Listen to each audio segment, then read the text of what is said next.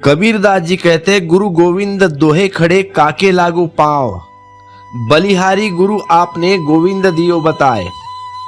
गुरु समान दाता नहीं, जाचक शीस समान, तीनों लोक की संपदा सो गुरु दीना दान। हमारे भारत में गुरु के प्रति सम्मान का भाव इतना पुराना है कि विश्वविद्यालय का शिक्षक भी सोचता है कि मैं गुरु हूं, बिना इस बात की फिक्र किए कि गुरु की गुरुता कहां है, बिना इस बात की चिंता किए कि गुरु होना साधारण आदमी के बस की बात नहीं है।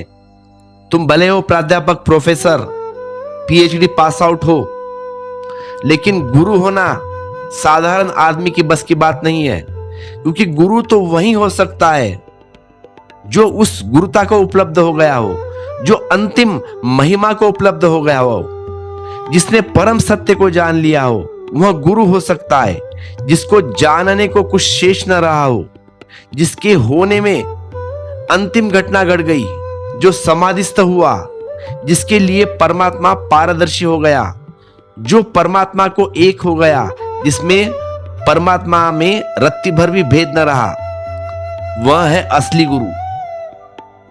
शिक्षक और विद्यार्थी में जो फर्क है वह परिणाम का है, गुण का नहीं। क्वालिटेटिव नहीं, क्वांटिटेटिव है। गुरु थोड़ा ज्यादा जानता है, शिष्य थोड़ा कम जानता है, ऐसा आप सोचते हैं। नहीं, गुरु और शिष्य के बीच में जो भेद है कम ज्यादा का नहीं है। गुरु और शिष्य के बीच मात्रा का भेद नहीं है, गुण का भेद है। गुरु कहीं और है, शिष्य कहीं और है। दो अलग लोगों में उनका निवास है, दो अलग आयाम में वे जीते हैं, उनका अस्तित्व भिन्न है। लेकिन विश्वविद्यालय का शिक्षक और उसका विद्यार्थी, उनमें जो अंतर है वह मात्रा का है। शिक्षक थोड़ा ज्यादा जानता है, विद्यार्थी थोड़ा कम जानता है। और इसीलिए अगर विद्यार्थी थोड़ा कुशल हो तो कोई कठिनाइयां नहीं कि शिक्षक से ज्यादा जान सके, कोई भी कठिनाइयां नहीं, मात्र का ही फर्क है। तो जो बहुत प्रतिभाशाली विद्यार्थी होता है वह अक्सर शिक्षक से ज्यादा जान लेता है, क्योंकि गोल्ड मेडलिस्ट है इसलिए ज्यादा जानता है। फर्स्ट आया है यूनिवर्सिटी में, टॉपर। थोड़ी प्रतिभा, थोड़ा श्रम, बस इतनी ही बात है ना। और आज नहीं जानता तो कल जान लेगा।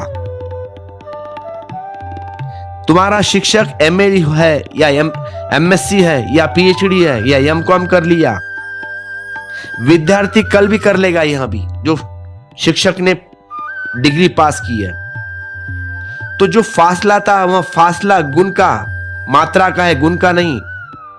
जहां तक बीइंग का, आत्मा का सवाल है, दोनों जैसे है। जब तक स्मृति का सवाल है, दोनों में फर्क है। एक के पास ज्यादा और एक के पास कम, लेकिन इसमें गुणवत्ता का क्या है, गुरुता का क्या है।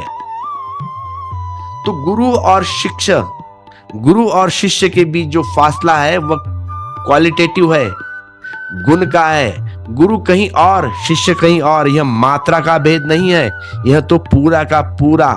शिष्य का जब रूपांतरण होगा तभी वह भेद टूटेगा। वह भेद सीखने से टूटने वाला नहीं। जन्मों जन्मों तक शिष्य सीखता रहे तो भी टूटेगा नहीं। और यह भी हो सकता है कि जानकारी की दुनिया में गुरु से ज्यादा भी जान ले तो भी टूटेगा नहीं। इसमें क्या कठिनाइयां है? बुद्ध से ज्यादा कोई जाना जा सकता है? सच तो यह है कि आज विश्वविद्यालय में पढ़ने वाले एक विद्यार्थी बुद्ध से ज्यादा जानता है, महावीर से ज्यादा जानता है, कबीर से ज्यादा जानता है। कबीर की जानकारी क्या है? कबीर से ज्यादा तो कोई भी नहीं जानता। कबीर को न तो पता था आइंस्टाइन का, न पता था किसी साइंटिस्ट का, न कबीर को पता था हिरोशिमा में, नागासाकी में एटम बम गिरने वाला है। कबीर को पता ही क्या था? अनपढ़ थे कबीर। अगर पते की ही बात पूछते हो तो कबीर अगर मैट्रिक की परीक्षा भी बैठने दे जाते तो पास हो जाएंगे। उनको भी शिक्षक ढूंढना पड़ेगा, ट्यूटर। काम करना पड़ेगा, पढ़ना पड़ेगा, मेहनत करनी पड़ेगी, तब पास होंगे। फिर भी पक्का नहीं है। जानकारी का सवाल ही नहीं है, लेकिन हम जन्मों जन्मों तक पढ़ते रहे, लिखते रहे, उपाधियां इकट्ठी कर ली, बस 25 उपाधियां इकट्ठी कर ली, फिर विश्वविद्यालय में सम्मानित करेंगे, डिलीट। तो भी तुम कबीर के एक कण को भी न पाओगे।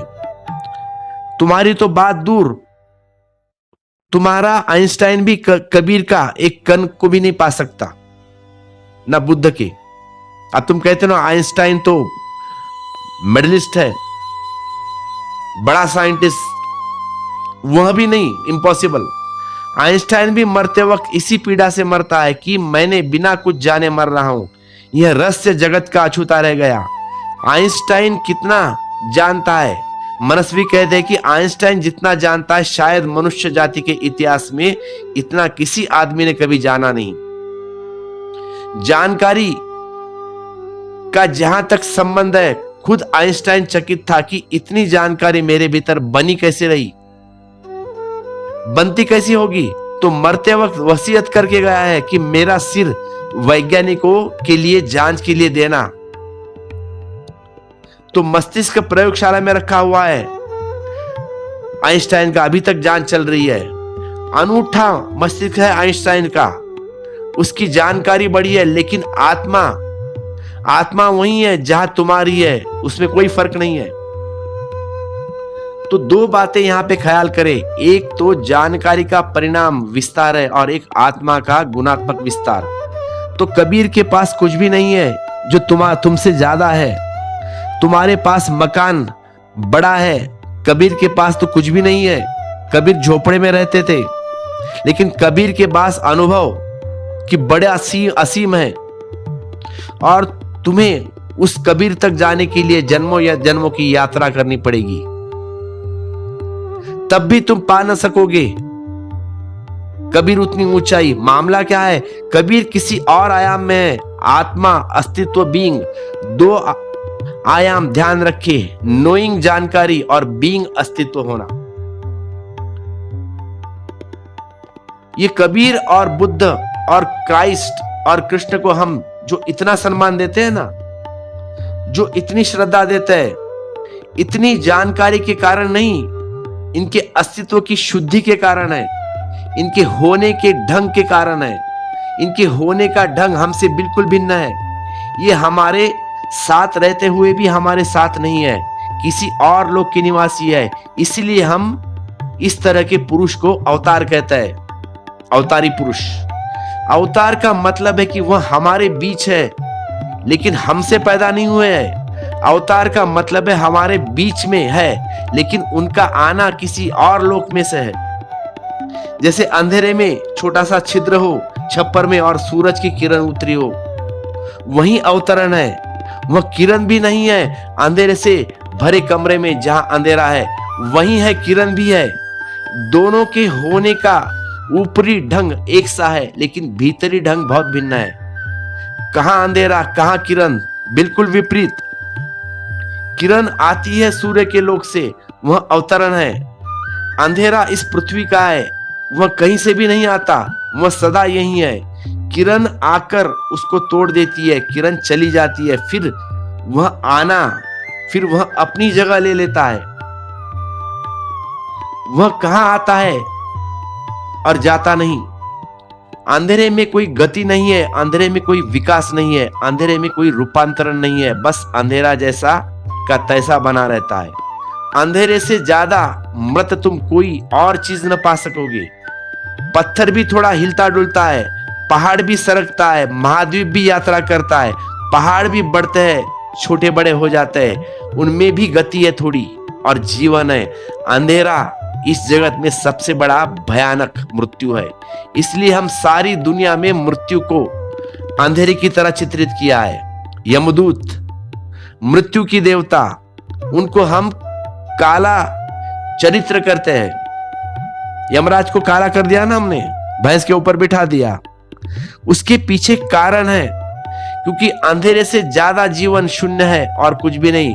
वो हिलता डुलता भी नहीं, बढ़ता घटता भी नहीं, बस वैसे का वैसा पड़ा रहता है। जहां का तहा, किरण आती है छेद देती है, किरण चली जाती है, वह फिर वापिस फिर घना हो जाता है अपनी जगह। अवतरण कहते हैं हम उस घटना को कि कोई हमारे पड़ोसी में ही बैठा हो फिर भी हमारे पास ना हो। तो कबीर तुम्हारे पास ही बैठे हो तो भी तुम्हारे पास नहीं, परमात्मा के पास है, तुमसे बहुत दूर। यह उनका परमात्मा के पास होने ही उनका महत्व है। तो गुरु और शिष्य बीच गुणात्मक भेद है, शिक्षक और विद्यार्थी के बीच में परिणात्मक भेद है। शिक्षक और विद्यार्थी के बीच में किसी तरह की श्रद्धा अपेक्षित नहीं। गुरु और शिष्य के बीच बिना श्रद्धा के कुछ भी घटेगा नहीं, क्योंकि गुरु और शिष्य हृदय से जुड़े हैं। हृदय यानी प्रेम, और प्रेम का जो परम रूप है उसका नाम श्रद्धा है। प्रेम का जो शुद्धतम रूप है उसका नाम श्रद्धा है। जहां वासना खो गई है, बिल्कुल प्रेम का जो निकृष्ट रूप है वह काम है। तो प्रेम के 3 रूप है, एक काम व निष्कृष्ट रूप, जहां प्रेम नाम मात्र हो, 1% प्रेम और 99% वासना। फिर एक मध्य का तल है जहां 50% है, जहां प्रेम और वासना बराबर बराबर।